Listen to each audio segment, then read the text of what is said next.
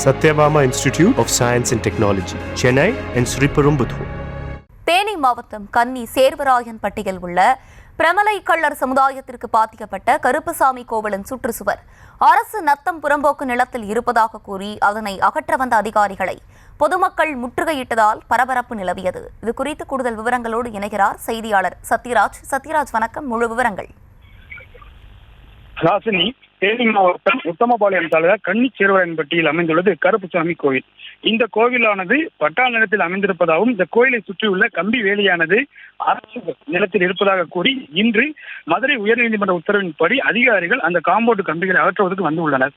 தகவல் அறிந்து அந்த கோயிலுக்கு பாத்தியப்பட்ட சமுதாயத்தினர் வருகை தந்து காவல்துறையினரும் அதிகாரிகளுடன் பேச்சுவார்த்தையில் ஈடுபட்டு முற்றுகையிட்டனர். அப்பொழுது ஏராளமான பெண்கள் வருகை தந்து கோயில் வளாகத்தில் அமர்ந்து கொண்டு காம்பவுண்ட் சுவரை இடிக்கக்கூடாது, அப்படி அந்த காம்பவுண்ட் வேலையில் அகற்றினால் இது குடிமகனின் கூடாரமாக கோயில் வளாகம் மாறிவிடும், தொடர்ந்து பெண்களுக்கு பாதுகாப்பு இல்லாத சூழலும் ஏற்படும் என்று கூறி அந்த கோயில் வளாகத்தில் அமர்ந்து அதிகாரிகளுடன் பேச்சுவார்த்தையில் ஈடுபட்டனர். தகவல் அறிந்து வருகை தந்த ஏராளமான பொதுமக்கள் அரசு அதிகாரிகளுடன் கூறுகையில், இந்த கோவிலானது பிரமலை கள்ளர் சமுதாயத்துக்கு பாத்தியப்பட்ட திருக்கோயிலாகும். இந்த கோயிலை நூற்றாண்டு பழமை வாய்ந்து நாங்கள் கும்பிட்டு வருவதாகவும் தற்பொழுது இந்த வேலியானது பெண்களின் பாதுகாப்பாக போடப்பட்டுள்ளது, இதனை அகற்றினால் குடிமக்கள் சர்வசாதாரணமாக கோயில் வளாகத்தில் வருகை தந்து குடித்து வருவார்கள். வெள்ளி செவ்வாய்க்கு பெண்கள் அனைவரும் வருகை தந்து கோயில் சாமி கும்பிட்டு வருகின்றனர். உடனடியாக அரசு மறு ஆய்வு செய்து மீண்டும் இந்த இடத்தில் இந்த காம்பவுண்ட் வழியை அமைப்பதற்கு வழி செய்ய வேண்டும் என்றும் அரசு அதிகாரிகள் பேச்சுவார்த்தையில் ஈடுபட்டனர்.